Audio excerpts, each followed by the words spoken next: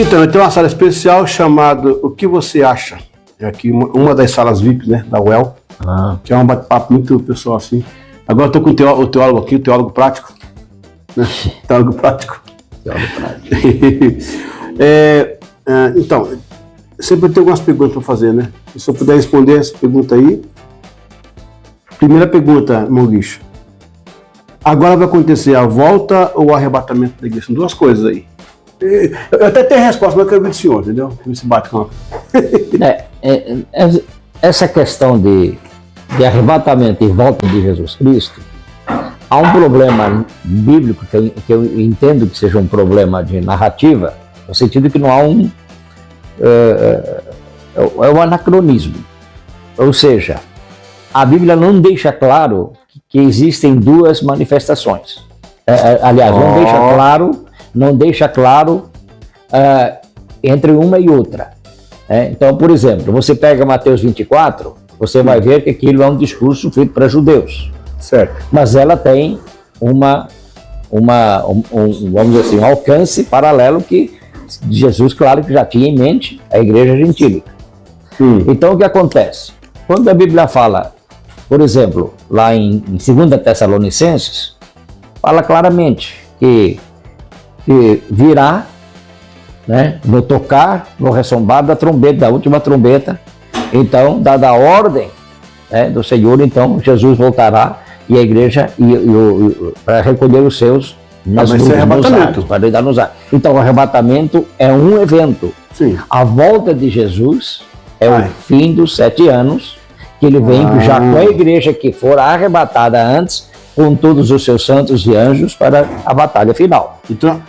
Então, são dois eventos. Só que esse é o grande questionamento aí. Um é invisível, porque no ressoar da trombeta, ouvindo-se a voz do arcanjo, no meu modo de entender, esse ressoar da trombeta, essa voz de trombeta, somente os salvos vão ouvir. Primeiro os mortos, que serão arrebatados, e depois nós, os que estivermos vivos, seremos transformados nessa mesma evento. Mas Jesus não vem à Terra nesse momento. Ele recebe a igreja nos ares. Isso aí está em 1 Coríntios 4,16? Sim. Dada a voz do arcanjo, soará a trombeta de Deus, e nós subiremos a encontrar. Vamos ver esse versículo, né? Encontrar com o Senhor nos ares, né? Isso, aí vai ter também, porque eu pergunto isso, que tem muita gente com dúvida, mas inclusive hoje... E essa dúvida nunca vai ser tirada. Não, são vários teólogos agora dizendo que não tem mais... Tem uns que estão dizendo que não vai ter nem arrebatamento mais. Bom, a turma do aniquilismo, né? Morreu, aniquilou. Essa era a visão que já existia no tempo de Paulo, carta aos Tessalonicenses, porque assim, não sejais removidos como que se tivesses recebido informação de nós, por voz ou por epístola, de que o Senhor já tenha vindo. Então já naquele tempo havia essa dúvida. Muitos estavam dizendo que não, isso tudo já aconteceu. Hoje, uma linha calvinista diz que o milênio está acontecendo desde que Jesus morreu. E outra grande tribulação. Então não é milênio, é bilênio. Trilênio. Daqui a pouco é trilênio. Então, assim, é um fundamento que perde o seu valor. Inclusive, assim, tem teólogos de nome aí, né? Agora, por exemplo, você pega os rabinos, por exemplo. A visão rabínica, por exemplo. Outra dúvida que surge porque isto acontecerá como nos dias de Noé. Quando diz lá, um será deixado, outro tomado. Então, assim, não, porque os crentes acham que um será tomado para o céu e outros serão deixados para a grande tribulação. Essa é a nossa visão. Mas na visão deles, falou, se a referência é Noé, o tempo de Noé, então quem ficou foi Noé. Os outros foram levados. Não é o contrário. Para eles é o contrário, eles foram levados. Mesmo como é que você viu isso? Como é que você viu isso? Do rabino... Ai, como é que é ele, rapaz? É interessante isso aí. Eles outros são levados. Então, o que acontece? Por isso que não há para eles um arrebatamento pré-tribulacionista, porque não encaixaria nessa visão, entendeu? Então, assim, a igreja, quando lá diz, lá em... Onde é que diz isso? Lá Então um será deixado, outro tomado. Acho que foi o próprio senhor que falou isso. Não, acho que é na Mateus 24 mesmo. Um será deixado, outro tomado. Então isso não se refere ao arrebatamento, segundo a visão rabínica. Mas não tem para nós outra explicação a não ser essa. Por quê? Porque o que está dizendo ali é exatamente o que muitos hoje pregam. Que mesmo na igreja, muitos que estão dentro da igreja serão deixados. Porque não estão ali como vaquinha de presépio, não estão... Olha, o problema é que hoje tem gosto para tudo, né? Você vê, a gente tá gravando aquela aí, quando eu coloco umas coisas no ar aí, a gente tá acostumado, tem um monte que concorda, que acha legal, tem uns que do nada, tudo errado, esse cara aí, olha, cada um. Só que assim, eu procuro ser o mais ortodoxo possível, eu não gosto de achismo. Alguém achou, se a Bíblia não deixou, ninguém vai achar. Ela tem que tá lá, entendeu? Agora, pelo que eu vi, o senhor é da linha que também é da minha, que é a pré-tribulacionista. Pré-tribulacionista. Primeira tribulação, depois segue-se o... Porque está escrito, que muitos dizem que a palavra arrebatamento não aparece na Bíblia. Claro que aparece. Segundo a Tessalonicenses fala 2 vezes. Então, os que ficaram serão arrebatados. Serão raptados. A palavra original parece que é rapto, né? Da ideia de rapto, mas de rapto para arrebatamento também não precisa ser inteligente para ligar a questão de nomenclatura. Mas aí, a segunda pergunta, qual que é a data do arrebatamento? Tem? A data? Se nem Jesus sabia, vou saber eu. Uns caras marcaram aí a data aí. Não, então. Tem marcado por aí. Só marca a data quem não conhece a Bíblia. O que a gente percebe que porque a Bíblia não precisa ter 200 páginas dizendo a mesma coisa para que ela seja verdadeira. Basta que ela seja confirmada dentro da própria Bíblia. E a data, quanto à data, ninguém sabe, está escrito mais do que uma vez. A gente sente que está bem mais perto agora. Sim. Dado o quê? Dado aos acontecimentos, né? A sequência aqui. Porque Jesus falou assim, olha, não há a menor condição de ninguém saber a data. O dia e a hora. Mas os tempos, em outras palavras, diz, os tempos dirão como se aproxima. Se quando vires a figueira florescer, assim como vocês olham, sabem que está na hora de plantar, e quando começam os campos a branquear, sabem que está na hora de colher, assim também será a vinda do Filho do Homem. Vocês saberão pelos tempos que está próximo. Então, estamos assim, João disse lá em 1 João, né, que já no mundo há muitos anticristos. A gente nunca viu tanto, porque o anticristo, ao contrário do que se possa imaginar, eu entendo que ele não vem aí dizendo eu sou o capeta. Não, ele não vem aí. Ele vem exatamente com sutilezas que superam em vamos dizer assim, o que é que o mundo espera? Paz, alegria, né? Liberdade, tranquilidade. Então, é tudo que ele está oferecendo, né? Promiscuidade, porque na verdade, qual é o grande problema do anticristo? É remover da mentalidade das pessoas o pecado, porque é um peso, é uma amarração, e isso eles chamam que Deus é carrasco nesse sentido, porque amarra, manipula as pessoas por causa do pecado, quando na verdade o pecado é o único bem que nos resta nesse mundo, porque nós vamos morrer daqui a pouco. Essa é a ideia universal. Então aí ele começa a botar as coisas e falou, não, a vida é bela, a vida é maravilhosa, a vida é boa, viver é bom, vamos aproveitar, o que importa é ser feliz. E na igreja hoje você tem pregações hoje na igreja muito mais no sentido de que você tem que ser feliz do que você tem que se arrepender. Você tem que concordar que hoje você vai, se pega 100 pregações, você vai ver 80 dizendo que você tem que ser feliz, você merece ser feliz, e talvez você tenha umas 20 dizendo que você precisa se arrepender. Em algumas não tem nenhuma. E esse é o grande problema. Por quê? É nesta linhagem que o anticristo entra. Opa, tá do jeito que eu gosto. Não mexa com esse povo aí. Deixa eles aí. Sabe de uma coisa? Vamos aumentar como é que é? Né? Vamos aumentar o seu capital político. O seu capital, né, do que eles têm. Vamos aumentar. E enche as igrejas. Rapaz, de vez em quando eu prego sobre isso, porque o Senhor falou sobre felicidade, mas nunca pode negar o Calvário lá, que levar o ouvinte ao encontro com Deus. Tudo que leva o ouvinte ao encontro consigo mesmo. Não, porque se for olhar a Bíblia de ponta a ponta, Deus não nos nega a felicidade, Deus não nos nega a alegria, mas ela tem que estar absolutamente vinculada a isso, Ele. mas não se resume nela. Vinculada a Ele. Porque Paulo fala 200 vezes, fala aos Filipenses, regozijai-vos, alegrai-vos, mas o quê? No Senhor. No Senhor. No que Ele vos dá, no que Ele vos... Quer dizer, então, assim, uma coisa é o que aquele boteco ali me dá. Poxa, outra coisa é que a igreja me dá. O que a igreja me dá? Alegria também. Mas qual das duas? Há uma diferença. E a diferença é o espiritual. Exatamente. Você sabe que eu escrevo muito livro, né? E eu tenho alguns livros que vão nessa área. Eu não tenho nenhum problema com a motivação. Como é que chama aquele negócio? Autoajuda, motivacional. O único problema é quando a autoajuda e a área motivacional te leva a você mesmo se resolver. Ué, se você não depende de Deus, você se resolve sozinho, tá bom demais. Só que a gente sabe que não é assim. No fundo não é assim. Esse é o grande... Porque assim, a semente... Porque assim, você vê. Como é que é a parábola do joio? Por que o joio não pode ser arrancado enquanto está na terra? Você sabe? Porque o trigo vem junto, né? Por que vem junto?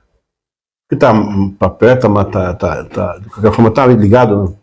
Porque o joio, ele não nasce da terra, ele nasce da raiz do trigo. Ele nasce então é como se fosse uma raiz do trigo. Ele é interligado. Como é isso? Então, sério? Assim, você tem aqui a raiz do pessoal, trigo. saber disso aí, não? A raiz do trigo. Ele está saindo da terra. Nessas raízes aqui, começam a ser fertilizadas. E o joio nasce dali. Meu Deus. Ele é impregnado. Aí fica difícil mesmo. Aí fica difícil ser produtivo aí.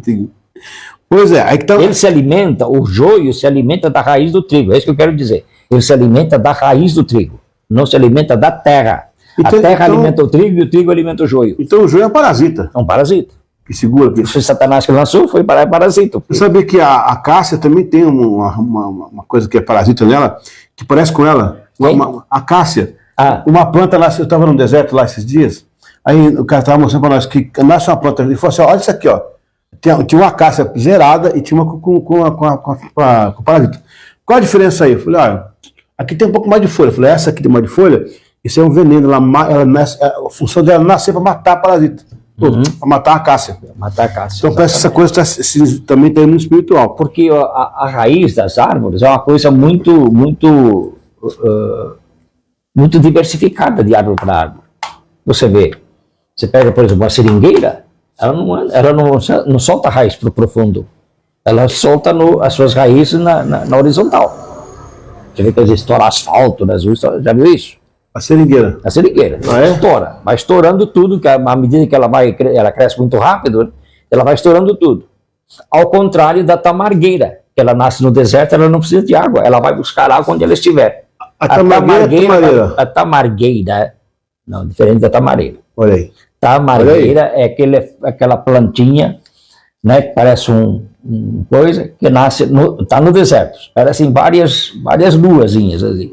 Ela lança a raiz dela, vai às profundezas, ela não é o braço, ela é, quer dizer, vamos dizer assim, ela é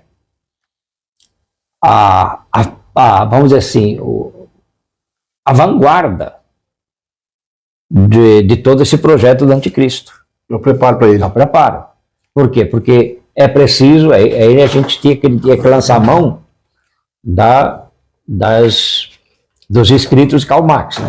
Onde ele vai dizendo assim, ó, por exemplo, alguns países intentaram implantar o comunismo antes da China, dessas coisas, mas que, assim, que nem foi na China, Rússia, né? Que nem foi na China, né? Que nem foi na China. Então, o que é que acontece? As pessoas começaram a ver, poxa, o preço é tão alto, né? Então, assim, começaram a ver, não, o que é que Karl Marx ensinou? Não é assim, não é pelas armas, é pela filosofia. Sutileza, hein? Não é pela guerra, é pela cultura. Olha. A infiltração. Exatamente. Então, aí, o seu Lula, que foi fazer o curso lá em Moscou, ele aprendeu isso. Que é que ele chegou aqui, fundou o Foro São Paulo. Nós vamos projetar, né? O Foro São Paulo é um projeto para a América do Sul, para 30, 40, 50 anos. Brincadeira. Não é para formar uma guerrilha, que nem as Farc, isso não funciona, nunca funcionou. Então, foi um projeto a longo prazo. Por isso que eles estão dizendo agora, já há uns 10 anos para cá, o poder não se ganha, se toma. Ou seja, na onde? Nas urnas. Porque ninguém pode fiscalizar as urnas mais. Acabou. E isso no Brasil, na Venezuela, na Colômbia, na Argentina, agora parece que voltou a poder, né? Mas assim, tem esses países. Então o que acontece? Ele usa esses artimanhos, porque, meu filho, não há derramamento de sangue, que nem aconteceu na China. 40 milhões de pessoas morreram na Revolução Maoísta. E enquanto isso, os professores vão doutrinando as escolas, porque, ó, 1920, vou dar dados para vocês aqui, ó, 1920, aconteceu a escola de Frankfurt.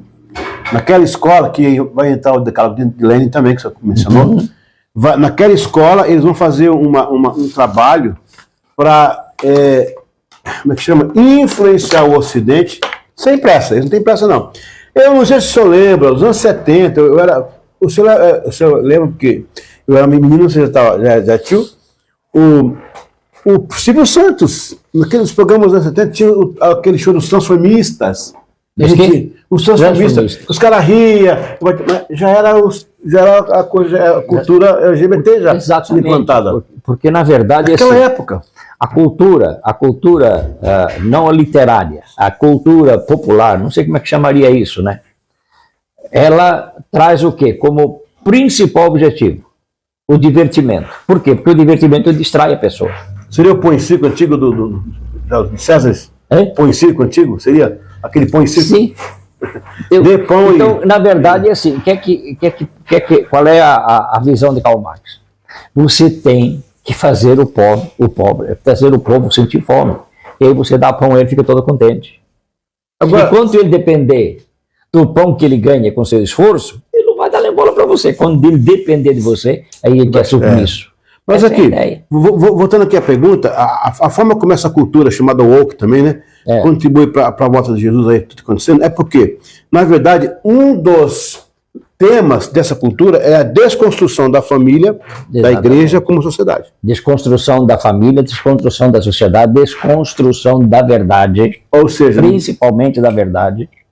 Essa é uma coisa que a gente vê no dia a dia, não precisa nem Karl Marx falar. No dia a dia, você fala uma verdade, você fala uma mentira 100 vezes, ela vira verdade. E quando você vai discutir com alguém, bom, meu amigo, nós estamos discutindo, mas essa é a tua visão, mas não é a minha. Então você tem a tua verdade e eu tenho a minha. Isso faz o quê? Com que essa banalização da verdade, né, não se encontre a mentira. Onde é que quer dizer, se eu tenho a verdade e você tem a verdade, cadê a mentira? Ela não existe. Entendeu? E outra coisa, assim, o senhor mais do que eu pode falar, né? O seu tempo de juventude, o seu tempo de adolescente, não era como está hoje as escolas aí, aluno batendo no professor, quebrando tudo, fazendo... Não, era o segundo pai, né? Aí eu já não posso falar nada, porque na aldeia pequenininha, onde eu vivia a minha adolescência, a escola era quase que um regime militar. Isso que eu estou falando. Era mais rígido. Ensinavam por bem ou por mal. Se necessário levar uma palmada, levava. Então, se tivesse um comportamento que não fosse ortodoxo, a professora tinha autoridade para puxar tuas orelhas e dar umas palmadas no bumbum ou na mão. Era o que? Era até demais. Só não podia bater na cara. Não bateu na cara. Não, era até demais. Eu acho que não há tanto, né? Não há tanto. Não há tanto, mas eram outros tempos, era outra cultura. Nós vivíamos ali uma ditadura salazarista, né? Que assim, a gente fala assim, porque hoje está muito em questão esquerda e direita. A esquerda, como é muito mais inteligente do que a direita, eles rotulam a direita de extrema direita. Ainda hoje estava vendo no jornal e o cara falou, porque a direita, quer dizer, extrema direita, ele corrigiu, porque, sabe, tem que bater nessa tecla. Então o que acontece? Direita e esquerda. Extrema, então assim, na verdade, assim, puxa vida, né? Eles devem ser, só que assim, tanto a extrema direita quanto a extrema esquerda, elas são prejudiciais da sociedade da mesma forma. Da mesma forma. Então, todos os extremos são ruins. E o problema é... Então, qual é a filosofia dessa visão woke? É fazer divisão para que haja nós e vós. O que é que eles fizeram? Colocaram preto contra branco, pobre contra rico, industrial contra operário, proletariado contra o proprietário, proprietário de terras contra o jagunço, enfim, pobre, tudo. Então, houve sempre a divisão, nós e vós, divida, porque quando se divide se enfraquece a sociedade. Olha, é igual uma questão de um doce, um chocolate por fora, por dentro veneno. Algumas bandeiras da esquerda são bandeiras bíblicas. Ajudar o pobre, somos iguais, né? Bom, na verdade é assim, se você for... Eles usaram aqui no Brasil, ainda não tenho visto essa coisa, mas foi usada na Europa, nos Estados Unidos. Polêmicas como, por exemplo, José foi o primeiro comunista. Foi um dos primeiros comunistas. Ele comprou tudo, entregou na mão, falou, todos os fazendeiros agora têm que vender as terras ao faraó. Interpretação, e o faraó vai dar comida para vocês. Então, é interpretação, né? Mas não foi isso que aconteceu? Foi, exatamente isso. Então, na verdade, era uma visão que hoje é chamada comunista. Só que é assim, gente, vamos respeitar os tempos, as épocas e as situações, né? Eles pegam essas bandeiras aí, né? Veneno. Exatamente. No sim é bom. Terra de Deus, terra dos irmãos, terra dos povos. Faz parte. A terra, né? A terra é de Deus. Deus a repartir com os homens. Igualmente. Não, nunca repartiu igual. Viu? Até porque Manassés ficou lá com a terra forte e tal, o Efraim ficou com a maioria, Judá reservou um pedacinho, se tornou poderoso, mas a terra de Judá era pequena. A terra de Benjamim era um pedacinho. Então não houve divisão igual. Não, sei não. Então, assim, acaba com esse negócio da reforma agrária ser uma necessidade, não é necessidade. Se cada um administrar o que tem, por quê? Se a gente vê a parábola dos talentos. Você recebe 6 talentos, você tem que fazer o quê? Administrar 6 talentos. Você recebe 1, você tem que administrar 1. Você não tem que tomar os 6. Então, cada um é dono do talento que tem, do que recebe, da herança que recebe. Com o poder para multiplicar. Exatamente. Isso é um ponto interessante esse negócio de Israel aí, porque eu que sou um viajante para Israel direto, né? Direto lá. Biblicamente, a Jordânia vai voltar para Israel. Olha, biblicamente, ali é Gade, ali é Ruben, ali é Efraim lá em cima. Na verdade, uma divisão, que eu entendo, é uma conquista que vai acontecer bem no finzinho, só para os judeus terem uma resposta. Porque quando Deus mostrou a Abraão, falou, Abraão, sobe no monte aí, olha para o monte, tudo que você vê é terra sua, então a tua terra vai ser desde não sei onde até o Eufrates. O Eufrates é o limite, e eles estão longe de chegar no Eufrates. Sim. Então, se Deus não mentiu quando disse que a possessão de Abraão iria até ao rio Eufrates, e teria como outra base o grande rio Nilo, que era o rio Nilo, né? Provavelmente. Então ele pegava tudo aquilo é de Israel. Então os palestinos não têm razão de reclamar. Agora, como a vai ser? A sociedade woke é que não entende os princípios, os valores, e ficam fazendo essas politicagens, porque na verdade, assim, mas Jerusalém, puxa, vamos discutir Jerusalém, de que maneira vai discutir Jerusalém? Jerusalém é de Israel desde 1000 anos antes de Cristo. Exatamente. Quando Davi conquistou, consagrou a cidade, lá no Moriá. E o próprio Deus falou, esta é a cidade que eu escolhi para fazer habitar nela o meu nome e o meu povo. Pronto, acabou. Fechou. Não tem que dividir com ninguém. Mas né, os bonzinhos, não tem que dividir, porque os palestinos também têm direito. Nós estamos fazendo um outro podcast sobre Palestina. Palestina não é bem assim, né? Não é bem palestino, não. Lá não tem ninguém palestino ali. É politicamente mais tranquilo falar, né? Porque ali tem uma história. Ali é complicado. Mas, vamos na verdade, a Palestina, dizem que não, né? Muitos querem dizer que não, mas para mim é a origem dos filisteus. Os romanos, como eles escrevem F com PH, eles tinham dificuldade de falar filisteu. Então falaram pilisteu e não pegava bem. Então passou a ser Palestina. Mas vinha de filisteu por causa do PH. Só que os verdadeiros palestinos foram dizimados em 720 a.C. Não tinha mais. Foi o Adriano que fez essa confusão. O Adriano que escreveu na carta. O Adriano ficou revoltado com a revolta do Bacosheba. em 135, né? Que foi a última, né? A primeira foi 70 com o Tito, que o Tito combateu, né? A segunda foi 115 com o Quiros, né? Quiros. Não, que em inglês é Quiros. Quiros. E a terceira foi com o Bar Kokhba aí, que ele ficou tão revoltado que até Jerusalém tirou o nome, colocou a Aélia Capitolina. Ele escreveu a Aélia Capitolina e escreveu Palestina. Que é Palestina. Aí exatamente. Veio que esse nome até agora aí. Exatamente. Mas eu falo dos romanos que eu não tenho essa entrada na história como você tem.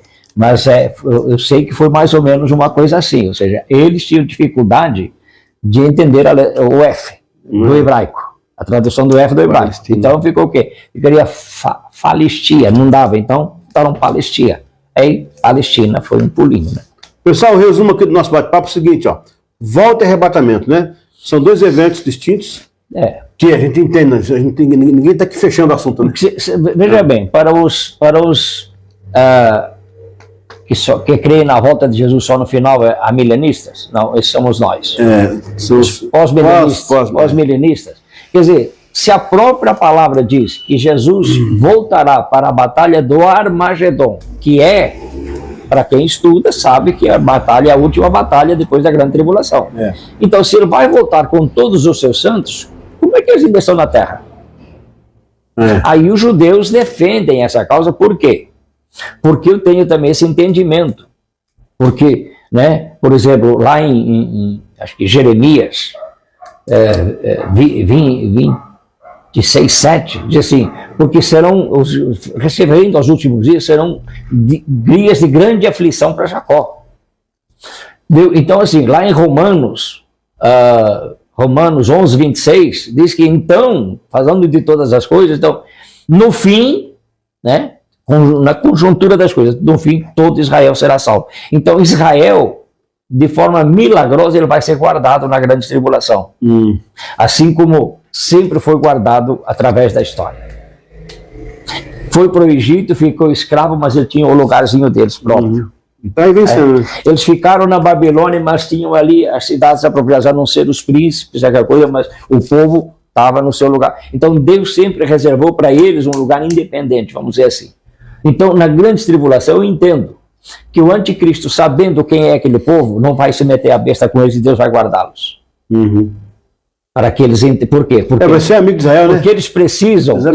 Porque eles precisam passar pela grande tribulação para eles reconhecerem o Messias. Como é que eles vão reconhecer o Messias? Quando o anticristo entrar no templo, que vai ser construído, e se assentar no lugar do trono de Deus e dizer: eu sou Deus. Eu sou aí pronto. Agora eles lembram o quê? Eles vão lembrar de duas coisas importantes. Primeiro, do episódio de Antíoco Epifânio IV. E depois do general Tito, que além de destruir tudo, ele sacrificou um porco no templo, se não me engano. Foi um porco, né? Tito. Antes da destruição de Jerusalém. Destruiu o templo, primeiro foi destruído o templo e consagraram um porco lá. Foi ou não foi? Há um registro dos macabeus. Então, é dos macabeus. Essa é a história. Também, só que assim, a Bíblia fala que houve um sacrifício no tempo do general Tito, mas a história fala que foi um porco. Há um registro disso aí, desse respeito, que é lá com os macabeus, quando Matatias se revolta, aí os filhos dele levantam com ele, derruba Jerusalém. Desculpa, os romanos estavam na época. Não era romano na época, era os siríacos. Não, né? Eram os sírios. Depois que vem a Roma, lá na frente que vem o Pompeu. Seleucidas e Ptolomeus, que ficou. Exatamente. Os 4 generais de Alexandre acabaram se entregando o trono, os dois, o Cassandro e o Lisânias, né? Entregaram para Seleuco. Por isso que Seleuco se tornou mais poderoso que o do Egito. Interessante, você percebeu que Israel esteve sob julgamento, sob domínio, né? Do Egito, né? Até 1440. Depois você vai ter os assírios em 722, babilônicos em 586. Aí vem os medos persas. Aí vem os gregos, e aí chegam os generais, que quando Alexandre morre, né? Aí vem os Ptolomeus e os siríacos lá em cima. Agora, dessas todas aqui, Que, na verdade, sim, os Seleucidas e os Ptolomeus, eles são originários do Império Grego. Sim, então, posso. Antes da Grécia, você vai ter aí... Então, isso mesmo, você vai ter o Egito lá atrás, aí vem a Síria, que você falou, Babilônia, Medo, Persa, o grego. Você percebeu? Todas as civilizações, inclusive pós-grego, inclusive Roma, todas essas viraram ruínas. Não tem nenhum império. Que tem ruína aí. Israel está firme. Dessas todas, só a Grécia foi ameno. A Grécia não foi tanto assim. A Grécia virou ruína, virou pó igual a Roma o Assírio sumiu da terra, né? Os médios de Pérsia sumiram da terra. Então aí, estão segurados em peças aí, no caso do Irã, aí tem resquício, né? Agora, o Alexandre o Grande, se ele não marchou contra Israel, deles aqui foi o único que não marchou. Ele teve um sonho antes, que ele chegava em Jerusalém, saiu um homem de branco, seu sacerdote, pedia clemência, ele dava, e aí quando ele chegou mesmo, ele cercou Tiro e Sidom e desceu para conquistar Israel, e sai realmente, o sumo sai de lá, pede clemência. Aí ele manda passar por fora de Israel, não marcha não mata ninguém, né? Desses impérios todos, foi o que mais... a Grécia está aí até hoje, né? Não é aquela Grécia, mas a Grécia está aí. E Roma hoje é o quê? Roma é uma cidade. Era o império. Roma, na verdade, é uma cidade. Mas era o império. Agora, é assim... O que era o Egito? Tem lá dois. Assim, então, as nações, elas não serão eliminadas, elas serão reduzidas à própria importância, em outras palavras. Eu estou falando que virou ruína contra Israel. Agora, Israel sempre foi um problema para o resto do mundo. Sempre. Mesmo no cativeiro, eles eram um problema. Aquele tamanho, né, rapaz? Só que acontece o seguinte, se você for analisar, será que foi por isso mesmo que Alexandre... Será que essa história é realmente verídica? Pode até ser. É o que se conta aí, né? Alexandre, cara, em 7 anos ele conquistou o mundo. Ele viveu 7 anos como imperador. Ou foi mais jovem? Ele morreu com 30 anos. 32 anos. Em 323 a.C. Então o que acontece? Ele começou o seu império, um menino, 23, 24 anos. Ele matou o pai, né?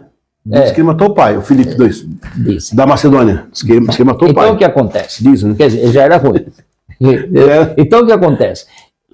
Talvez por falta de tempo de vida, ele não fez tudo o que ele queria fazer. Tanto é que ele não conseguiu organizar o império ao ponto de deixar todas as instruções necessárias. Tanto é que virou bagunça. Ficou retalhado, né? Não. Olha bem, eu não sou muito mas assim, olha o que aconteceu.